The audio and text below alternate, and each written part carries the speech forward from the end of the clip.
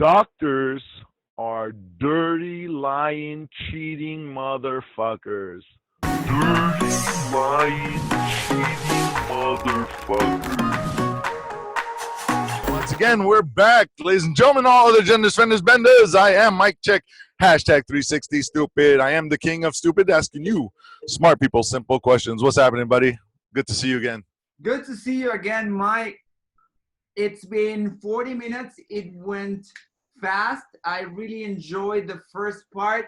Now for the second part, I'd like to narrow it down a little bit so we give the fans and the people joining in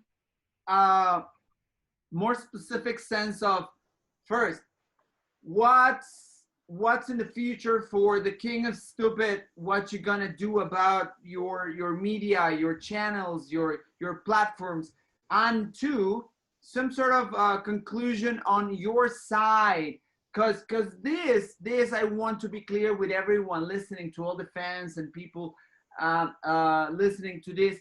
This is not about me or Mike trying to tell you, you gotta think this way because this is the only way and I don't give a fuck about anything else. No, to me, it's about open mic, telling me what is going on your side, what do you think, what you believe, and people will be or should be able to create, to make their own opinion on things.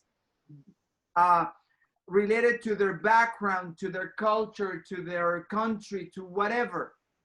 So that's about it, man. Tell us about Micc Czech, the King of Stupid. What's going on with him? What's it gonna be in the future for your channel, for your media? So I have a lot going on. Man. A lot of great things are happening. One of the things I'm working on is getting on stage to do stand-up comedy. It's going to be, my stage name on the comedy is Tomfoolery, and I have a buddy that is going to be Tidal Wave Dave.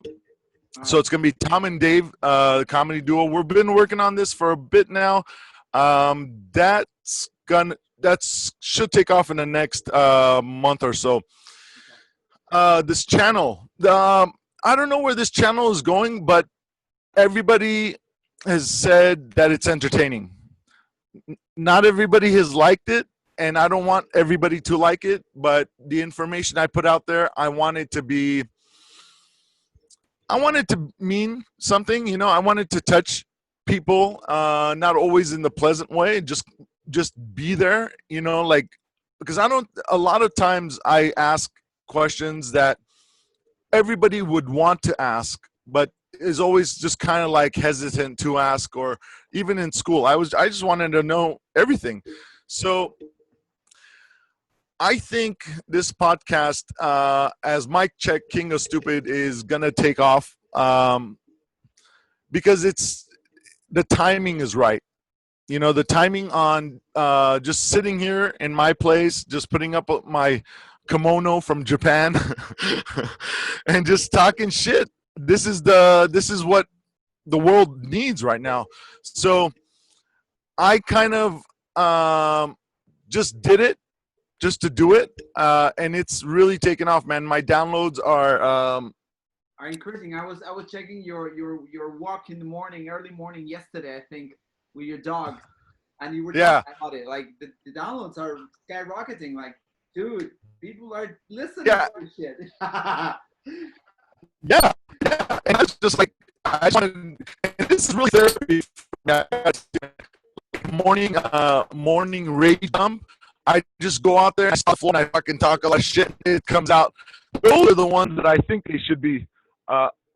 Those are the ones that I think they should be saying, like, "Hey, are you okay?" But they don't even mention those. But the ones that I'm talking calmly, what's happening there? You know? Yeah. The future. Okay, my long time goal is to build a. I just started working on this. I've been researching this for maybe a couple of years, but so nothing's set, but I want to go with foster-owned homes and businesses to take in foster children and to train them and to teach them on the 3 fundamentals that I think are absolutely necessary. A forever home, so when they leave the foster care, when they leave my home, they will be stepping right into their own home forever. That home cannot be sold, cannot be traded. They will always have that home. Now, every place in the world has multiple units, duplex, triplex, fourplex, you know, depending on what the laws are. So I'm going to get them a multi-unit property so that they'll have their forever home. But, and this is number 2, it's going to generate passive, positive cash flow. So every month they will be getting money, and every month the money that comes in is going to pay all their bills. Now, unfortunately, a lot of the kids go through a lot of hard times and have been horribly, horribly abused. And so that's my number 3. The number 3 is self-defense, especially for the girls, especially related to sexual assault. Sexual assault is a whole other category connected to America. Yeah. In America, it's a rape culture, man. The horrible things that are happening to women, the horrible things that are happening to children keeps happening because they protect the men. This is just the philosophy of this country. So we cannot change the behaviors of sick men doing ugly things to children, but we can train the children to protect themselves and to do everything necessary so that if we're lucky enough to get them in the courtrooms, then they will know what to say, what they remembered, because you have to be very specific in what you remember to get conviction on a fucking rape case. Mm-hmm. But on a fucking other, you know, all this other stuff that they're giving people like years for, nothing. Oh, he's like, oh, well, this is what I think he did. Okay, give him 5 years. So that's the lifelong goal, is to build these homes in all around the world. Every fucking country in the world has children that don't have parents. Every fucking country. And so if we could set this up to where we can have the countries and the companies and the homes linked in together, so ideally we'll get like a duplex or more, 2 units or more. So the foster children or the foster owners, because at this point they'll be adults, and so when they come out of my foster care, they'll go straight into their home, which is already going to be generating them revenue. And by the time they get out, and I'm of course talking about the older children, which are the ones that have the most difficulty getting adopted, you know, especially with some of the difficulties they've gone through. I mean, man, the stuff that happens to these children, it's fucking disgusting, man. So hopefully they'll have a home. Juvenile, probably, right? Yeah, over 13. So they'll have like between 3 or 5 years left in the system, which will give me plenty of time to set them up, plenty of time to train them. So by the time, and teach them self-defense. So by the time they leave, they'll have at least 2 years of self-defense. They'll have at least 6 months of paying bills, running a business, collecting money, and running their own home. So by the time, literally, the day they step out, they will be stepping into their own home. Because now the system says, hey, it's your birthday. You're an adult. Bye. Bye. These kids are just been, you know, they've been fed, they've been given money, and all of a sudden, they're on their own. From the premises, please. Yeah. That's it. Yeah, they just kick them out. And so what do the kids do? They don't have a home, they don't have family, they don't have parents, so they end up on the streets. And a lot of these kids have been sexually assaulted, so to become a sex worker is just like, hey, fuck it, I've been raped 10 times, why don't I just, you know, have sex for money? Which I'm not against sex workers, but I'm against children who have to do it to survive. That's a different thing. Yeah, of course. Yeah. So So that's where that's my lifetime goal. I've been working on connecting with some billionaires who have the want to do it, who have the connections, but are just kind of like, ready for that move. So Dan Pena, shout out, my man. If you are listening to this, please give us a call or contact us, and let's just make this happen. He's a billionaire. He's actually technically a trillionaire, American that is living in Scotland. And this guy's amazing. He's angry as fuck, so he'll be happy to teach these children how to fuck somebody up. Yeah, exactly. Like, I guess it should be taught in if not in school, in every household, really, how to defend yourself, like in many situations, like men and women, boys and girls, seriously, because this fucking world is savage, man. Sometimes you really have to put up your fists and say, like, okay, I have no other option. Bring it on. Yeah, true, man. And that's very, very noble. It's a very noble cause. I'm glad you have that project. The best for you in the future for that. Hopefully your podcast and your channel and everything will be fixed. You'll become a very important influencer. No, for real. Then you can actually make some money out of it and help easier, because that comes not just with the money but the connections and the right and the way. Oh, again. Audio. Oh, it's back. Okay. I don't know where Every time we talk about substance, something happens, huh? Anyway, so I was just saying that it's a very noble cause, and I hope it comes easy and you become a very important influencer, and you can get the right connections and the ways and the means to do it. All right. Thanks, man. Thank you. Appreciate that. Let's narrow it down, the topic that we're coming from, about the pandemic. It's Corona time. It's Corona time. And the relation of the pandemic with both countries. I want you to narrow down your theory on what's going on. Like, everything is coming from I call this meeting a discussion about Corona time. So I want you to narrow it down a little bit on what happened again and the relation between these two powerful countries. And with that, we leave the concept and the theory to the people to think whatever they want. So basically, when I was recording, or when I uploaded my podcast that talked about my opinion on where the virus, I didn't say where, I said who generated, chemically, not created, manipulated the genomes to where it's lab made. So I suggested that the country that threatened China's economic standing was the one that created the virus and then deployed the virus. That was my suggestion.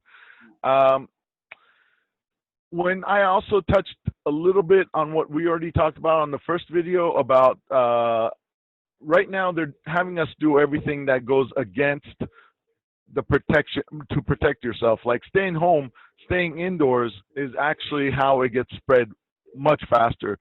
Not going out, not being in the sun, the parks being closed, the beaches being closed, pools, swimming pools.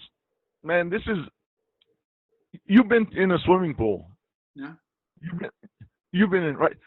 When you come out of a swimming pool, everything is dead because it's so chlorinated.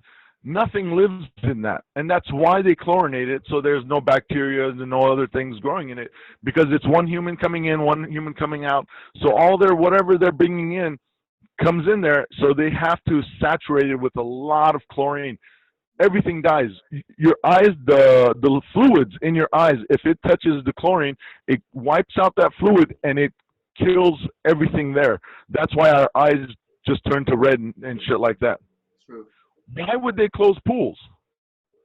Why would they close swimming pools? It's outside, it's in the sun, and it's completely chlorinated. It will kill anything that goes inside. The only reason we live because it doesn't come in our inside. That's the only reason. Everything in swimming pools dies. Why would they close swimming pools? Airbnb told hosts that have swimming pools, you're not allowed to let the guests use the swimming pool. Everything goes against actually getting away from the virus. The masks, the cheap masks that people are told to wear, doctors wear those. They wear those for a very short amount of time and then they throw it away. But that also is meant to protect them from sneezing out into the patient, or if there's blood or something squirts onto the doctor. But those masks last a very short amount of time, so you're supposed to replace them. But if you don't replace them, what you're doing is you're building moisture inside of your mask that is catching whatever is outside, inside, everywhere. If you go shopping and you have that mask on, which is mandatory everywhere now, and somebody has that, it gets out into the air, you will catch it. Whereas opposed to no mask, and you might miss it because you're breathing out and breathing in. Yeah. It goes against everything that is supposed to protect us. Also, the fabric masks, even worse. Even worse. Yeah. From the second you put it on, you're breathing out. That's capturing the moisture in your mask, and then you're also catching any moisture that's anywhere, dusts, everything. It's catching everything. So not only did it just come and pass, it's there and it's sitting there, and all you're doing is inhaling it back and forth, back and forth. It doesn't make sense. Nobody talks about the immune system. Nobody talks about actually the sun. Being out in the sun does multiple things. It builds vitamin D, and it also makes you feel better. How you feel, your tension level is immensely important. If you're stressing out, if you and I have the exact same virus, same time, same everything, but you're stressing out and I'm relaxed, your conditions will be worse. Yeah, yeah, definitely. So none of these things are talked about. Who is giving out the information? This is incredibly important. Who's giving out the information? Doctors. Doctors are dirty, lying, cheating motherfuckers. Yeah. Sorry, I broke the law. The people that are saving us, the heroes, man, I've worked with doctors. Believe me, these motherfuckers lie, cheat, all, and I'm talking about American doctors now. In America, the doctors work for insurance companies, not the patients. Definitely. So if the doctor doesn't do what the insurance says to do, and the insurance are the people that practice medicine, doctors do not practice medicine. Doctors practice law. Doctors are always worried about getting sued. Doctors have multiple insurance companies for liability, just for malpractice liability. So they're scared. You're going to sue them. They always back other doctors up. So they're always supporting one another, like the dirty cops, right? Now the world sees how dirty the American cops are. Now they believe it. But man, I'm telling you, doctors, horrible. So you got doctors that are giving us bullshit information. Number two, where is that information actually being relayed? Through the government. Man, who doesn't know the government's dirty as fuck? Who doesn't know that at this point? So you're telling me doctors who are giving the information to lawyers and the government is telling us. The World Health Group, World Health Organization, everything, they're all linked into each other. This doctor, and this part's truly fucking scary. this doctor that was on Joe Rogan's podcast. I have described it as a hypothesis, which is what it is. I have tried to show that there are different probabilities for the different origin hypotheses. Even China now admits that it wasn't from the seafood market. Said he was researching this particular virus, and he's the one that realized it's genetically modified. It's laboratory made. Is because at the end of the gene, there's one particular gene that has something to do with longevity, life longevity, or something like that. This part of the gene of the virus is the exact match to another gene that he found in laboratory rats. The laboratory rats all come from the same lab. All of the mice that had been looked at were coming from one source. That there was a laboratory in Bar Harbor, Maine called the Jack's Lab. Every study uses those mice from that one lab. That lab genetically modifies the rats so they live longer. Right. So the rats are genetically modified. They're using, and this is for everything, all our medication, everything gets tested on these mice that are genetically modified. So they're not normal mice. They're not reacting to the medicine and medication that a normal way. Right. And that's because they're genetically modified to live longer. So this particular gene actually becomes stronger, and the mice live longer when you give them the medication, because the medication is generally like bringing a foreign subject, they're basically getting them sick and then they're healing them. Yeah. So this doctor went to these laboratories that are testing medicine, modern medicine. And he said, look, you guys are all taking the mice from the same lab. That lab is genetically modifying the mice. Yeah. Your test results might be off by just a tiny little bit. They're like, well, we already tested it with the other scientists. Yeah, those other scientists are all testing it on the same mice that are coming from the same place. So it would make a difference. Yeah. So he said, don't you guys want to know this? They're like, then they start asking, wait a minute, who are you? Yeah. Are you a doctor? Are you a scientist? And he's like, yeah, I am a doctor. I am a scientist. I work on research. That's how I know, because I did the research myself. Yeah. Then they're like, then all of a sudden he starts getting threatening messages. They're coming around. People are just showing up. Things are missing. Things are moving. Dude. You want to talk about money? Pharmaceutical money, man. Big pharma is big money. There's money. That's, man, like you said earlier, when you touch somebody's money, you're touching the world. You're shifting their entire existence. Yeah. Pharmaceutical money, military money, education money. Man, this drug money. Many countries would be in bankruptcy right now if it wasn't for the fucking drug money. Like Mexico. Decades ago, man. Decades. Nothing works there.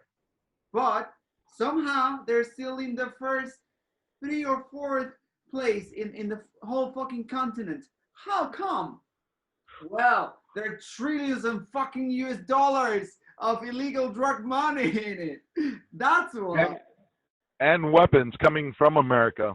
That the whole fucking system works. Not in the right way, but works, man. We gotta give them that. It works for them. Yeah, definitely. It works for them, and that's why when you were saying, "Who is this good for?" Exactly. Who is it? You know. Yeah. I was gonna ask you what you said about these threats and these messages and whatnot. Like, we know that you've been sent some of those, let's say, not very nice emails and messages. Are you? We're not gonna talk about what they said, but are you scared of those? What do you think about those? Are you gonna stop? Are you gonna change the narrative? Are you gonna move out I from the did. country? I am. Are you gonna get plastic surgery? What are you gonna do, dude? Okay. So, oh, a tidbit about what the email sent. YouTube said you are not allowed to talk about the virus in any way that we deem to be any different than what the health professionals are saying. What they're saying is whatever YouTube thinks or believes the doctors are saying, I have to only say that or cannot talk about that. Yeah. Censorship. Does it make sense? Yeah. So that is about the topic that we were talking about earlier about speech, about talking, about communicating. Hey, I want to hear what's happening on your side. I'll tell you what's happening on my side, but I can't share that unless it matches what they believe.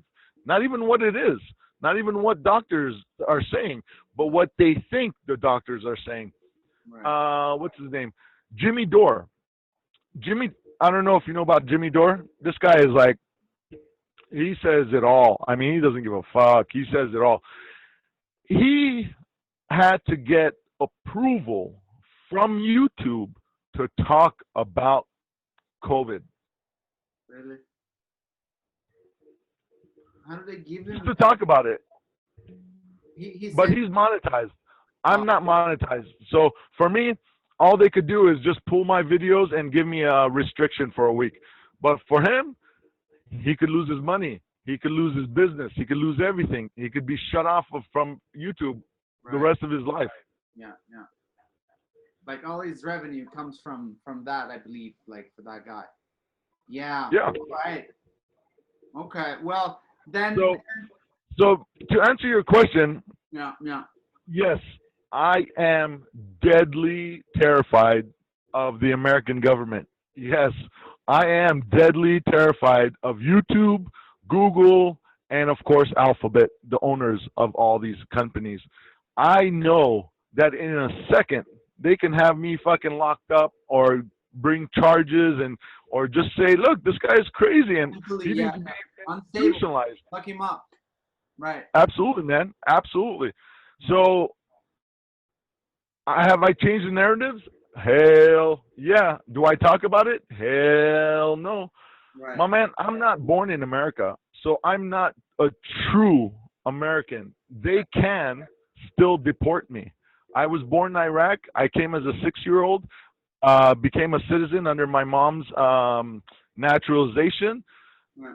And then I joined the U.S. Army. I've served in the U.S. Army honorably and went to Iraq as the fucking enemy to Iraq, the country I was born in. And then now they've threatened to deport me. They have already threatened to deport me, man, back to Iraq. I said, I'm an American citizen. They're like, it doesn't matter. I said, well, I'm an American veteran. I went to war. They're like, it doesn't matter. If we want you out, you weren't born here, so we just kick you out. So that's why when I talk about our Lord and Savior, Donald Jesus Trump, I always end it with, please don't deport me. When we talk about our president, we talk about the emperor. We talk emperor. Yeah, I'm deadly terrified. And yes, I've changed my speech. And yes, I want to know what I'm saying wrong so I can stop saying it. Right. They don't tell me. Facebook, on my personal Facebook account, I get put in Facebook jail all the time, man. A month here, a month there, all the time. I just came off of another month-long Facebook jail. They don't tell me. The list, they give me a long list. This is a violation. I'm like, what happened? What did I say? What did I post? Which one? Yeah, just tell me. I don't want to do it. I don't want to piss off these people. But man, when one guy who is calling himself King of Stupid is pissing off Facebook, YouTube, what the hell am I saying, man? I'm openly saying I'm stupid. I'm just asking simple questions. That's scaring them? You're stepping on somebody's toes, man. Like, for real. Like, I'm not saying that you got like the inside or you got direct line with Snowden or whatever they want to think about, or you're fucking anonymous. Shout out Snowden. That. But you do have certain intel, and you do know what you're talking about. And as I see you, this is the first time we actually hang out, and you're a sane person, man. You got your strong beliefs, and I actually respect that. Probably I don't believe everything you said. I have my own beliefs, my own ways to do shit. I've been around in fucking life like you have, different shit we've been through, but the same. I respect your opinion, and I respect that you are solid to yourself. Probably that's what's pissing off somebody, you know. But again, like there you go, man. We love there you to go. fucking leave, so we're gonna behave, of course. That's exactly what it is. They're not afraid of the person that's afraid. They're afraid of the person that's not afraid. To constantly come out there and just say stupid shit and to call myself stupid, that's scary. Because who says that, man? Who says I'm the stupid one? See, the question for you was, who's the villain? Yeah, no. Who's the villain? I'm asking you. Who's the villain? Oh, in this situation? I'm asking you, who is the villain? There's got to be the bad guy. Who's the bad guy? You are. For them, you are. I'm the bad guy. You are the bad guy. No, I'm talking about who is making all this happen. Who is making all these bad things happen? The government system. We are. Oh, yeah. We are the problem. I'm the problem. Yeah. I know it. Why? And I keep paying them. Yeah. Definitely. So, as much as that we want to point the finger and say these guys are the bad guys and these guys are doing the crazy things, we're paying them, man. Yeah. If I am telling you that slavery is wrong, but then I go pay my taxes that puts more humans in chains and work for free, am I the good guy? Are you really the good guy? We're part of Is there such a thing as a good guy? Yeah. We're all the bad guys, man. But we are. Yes, I get the point. Yeah. Because we have to be part of the system. Otherwise, we'd be erased off, right? Like from society, let's say. And that's the question. That's the question we gotta ask ourselves. Is like, you know, everything in the U.S. is military based and violent based. Is this the hill that I die on? Is this the hill that I'm going to say, you know what, I'm not going to pay. I'm not going to pay my taxes because the taxes are going towards slavery. They're going towards policing that are hurting people. I can say that. You can say that. But like you said, it's going to come with consequences. Are those consequences worth it? Is it worth it for you to stop paying the slavery? Is it worth it to me to stop paying humans to enslave other human beings? Right. Of course, it's morally a no-brainer. I mean, I would say, of course, it's not right. But as this small as we are, as influencers, if you will, that we cannot take that risk. We will be erased like this, right? Nobody will listen. We're not gonna make our stand the way it should be. So we gotta play smart, try to use our freedom, because they will not like it. They will say, like, you're misusing that fucking freedom. That's what they say. But I'm not misusing shit. That's my freedom. I can say whatever I want because it's me, right? No. No, you cannot. Right? And you cannot. It's just hilarious, like, to think about this shit because it happens in fucking Mexico. It happens here in China. Like, you gotta be fucking careful of what you're gonna say about anyone important here, or the U.S. there, or whatever. Like, everywhere. Damn. Everywhere. So, how free are we for real?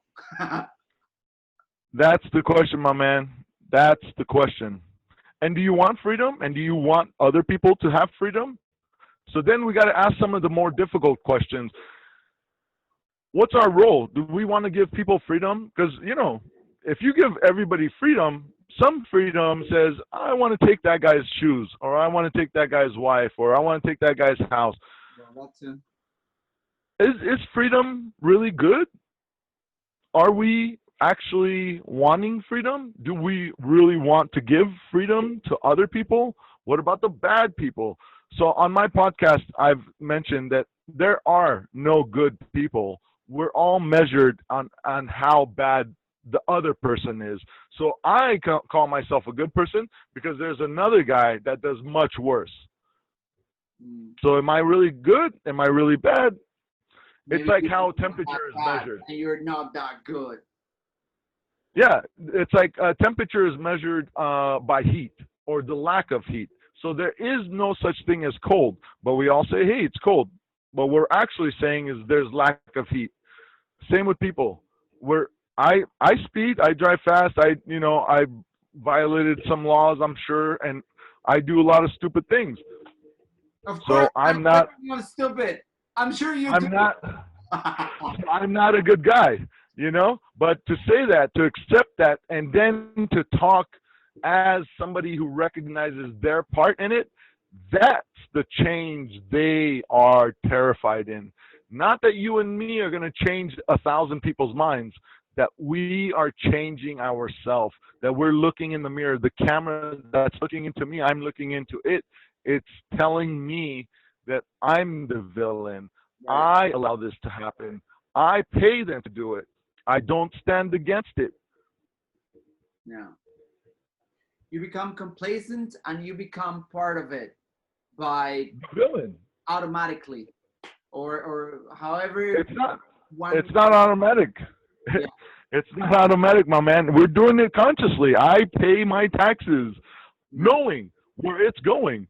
Yeah. Being on the other side of receiving people's taxes in a country fucking thousands of miles away. I am the villain by choice. And you've been there. I mean, who else can tell you that somebody that actually was there in the line of scrimmage, right? Like you were there. Like nobody can tell you that otherwise, that what actually happened and what they do when they go on these campaigns to liberate countries or whatever. Well, man, I carried a bag, okay, with over, I think it was $500,000 US, because that's the money we were using to pay the Iraqis to fix up our base. So we were paying them because it's cheaper labor to fix up the base that we were occupying, or we invaded and then occupied. Yeah. $500,000, man. Do you? I haven't seen that. $1 for 10 hours of work. $1 for 10 hours of work. That was twice what they were normally getting paid. Twice. So they came 7 days a week. My man, 7 days a week, that's $7 for one human being to work 70 hours. Yeah. $7. We got a lot of work done. What happened to all that money? $500,000? What happened to all that money? Well, see, one of the things about being born in Iraq, I'm Armenian by nationality, and I still speak Armenian. There's a region in Iraq that is mostly Armenian. And this is because of the genocide, generations ago. So a lot of Armenians went to Iraq. And the Iraqis liked Armenians. We were Christians, but they didn't care because we kept to ourselves and we were respectful and we didn't ever mess with their country and culture. So going back to Iraq, I was 6 miles away from my birth country, my birth city, where I was actually born. Yeah. And I got to talking, and I was put on guard duty. I was a medic, but I was put on guard duty to watch the workers, which technically violated the Geneva Convention because medics are not supposed to be on guard duty. But that's neither here nor there, Nobody heard that. No problem. Do not attack the U.S. military. It wasn't on purpose. I'm sorry. So I got to talking with the guards. Now, my Arabic was okay, but I've always picked up the language, and I speak Armenian. There was an Armenian manager who was managing the contracts with the contractors. So it was he would set up the contractors, and then the contractors would work, and then he would get the money and pay them off. He told me, he said, hey, man, he goes, you know, your officers are dirty motherfuckers, man. He goes, more than half of this contract goes right back into their pocket. They're mailing it home to their wives, and it's waiting for them to get home. Because it's cash. They have to give them bribes. Just like that. They had to give them bribes. They had to give our military officers bribes to get the contracts. Jewelry, watches, and all these things were being sent back home to their wives and their families. Damn. My man, how are you going to rob a country you just invaded? Yeah. How are you going to set up these? As a moral leader, as an officer, you're in charge of other human beings. This is how you act against the country you just invaded? That's American morality, brother. American morality. Although I'm sure many officials in the military everywhere probably would say that it's wartime, so they would probably be allowed to do whatever they want. I'm not a soldier. I have never been. Probably I will never be. I really don't understand that. But going through this moral basis, of course, is not plain and simple. But endless justification. Endless justification. We justify anything and everything. There's no problem. Because who's going to stand against us? Anybody who stands against us, we pull their banking. We freeze their accounts. Because the World Banking Group wants us to be crazy. Yeah. The World Banking Group wants one or two countries that are just a little wacky that will do anything. Hey, this guy, they don't want to join us. Go find out what they're doing. You know, maybe nudge them a little bit. Maybe start a little war. Don't worry. We have your back. As soon as these other countries, we tell them, like, hey, look, you're working with our banks are going to support that country to go to war. You are going to approve that. Yeah. What's the government going to say? Oh, okay. What do you want us to do? Nothing. Just approve it. Okay. It's going to help us. Well, their money is going to join our money. Oh, okay. So it's going to help us. Yeah. Like Epstein. He was using the banks. He was filtering the child trafficking money through the banks. They knew it. They had a report. Apparently, when you open up a large bank account, they do an automatic background check. Everything. They knew he was a child trafficker. They knew it was in the reports. They accepted. The CEOs of the bank had to approve it because there was so many violations. They approved it. Yeah. He was moving more money than he was supposed to move without reporting it. The banks approved it. What are you going to do? Yeah. What are you going to do? What am I going to do? You know? My revolution. Yeah. My revolution is sitting in my fucking little room with my kimono, talking shit to my friend. You're fucking making it. Yeah, man. Like that's the extent of my rebellion. Exactly.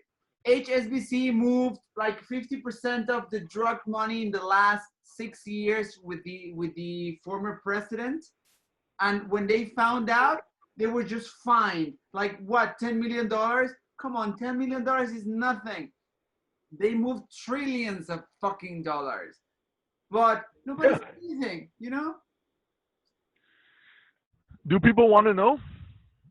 Yeah, probably not. Do you think people want to know? They don't want to know, man. They don't want to know. They want the dream. They want the fantasy. They want the, hey, you know, America number one. The gorgeous wife, your freedom, a nice clothes, you know, comfort. That's it.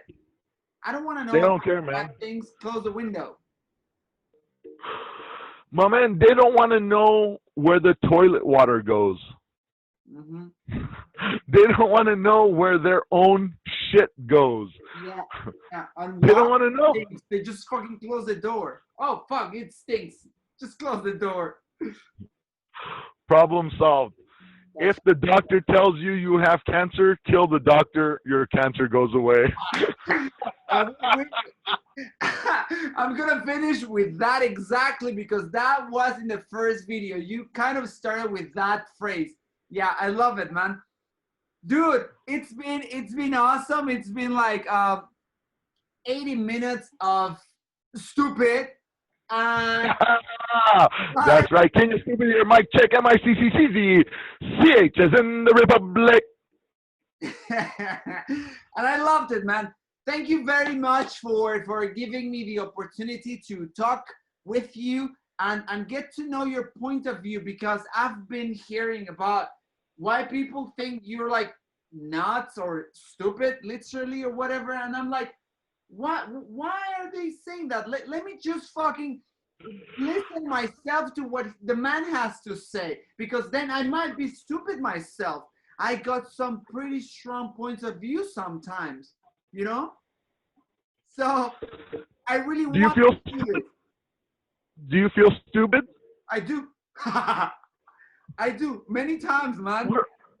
We're all stupid about something. Everybody is stupid about something. Definitely. Yeah. And we gotta be humble enough to fucking listen to somebody that actually knows a little bit more. Maybe not smart.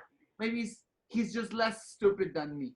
It was a pleasure, my man. We will do this again. Thank you for listening. Thank you for watching.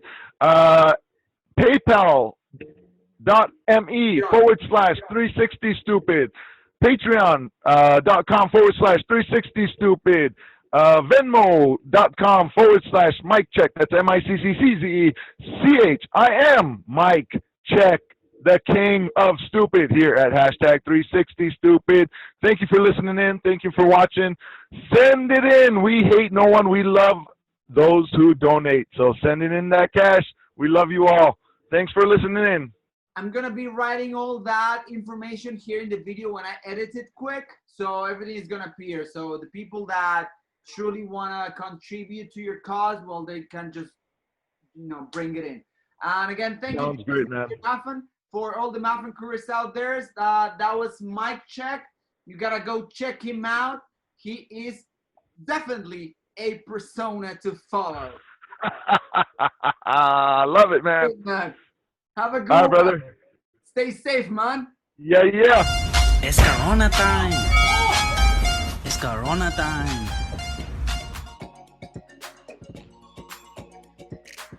Let's put it this way. One of the things that is, in my opinion, the strongest piece of evidence that the lab leak hypothesis may be correct is that there is a missing phase in the evolution of this virus. When a virus jumps from one species to another, it is not well positioned. It is typically very poor at its job because it doesn't have any evolutionary experience with that host. So it's not good at leaping between that host cells, which means that it's always in very small numbers, and it's not good at leaping from one individual to the next. That's the key question. When something leaps into a new species and then it becomes a pandemic, it's because it has solved that second problem.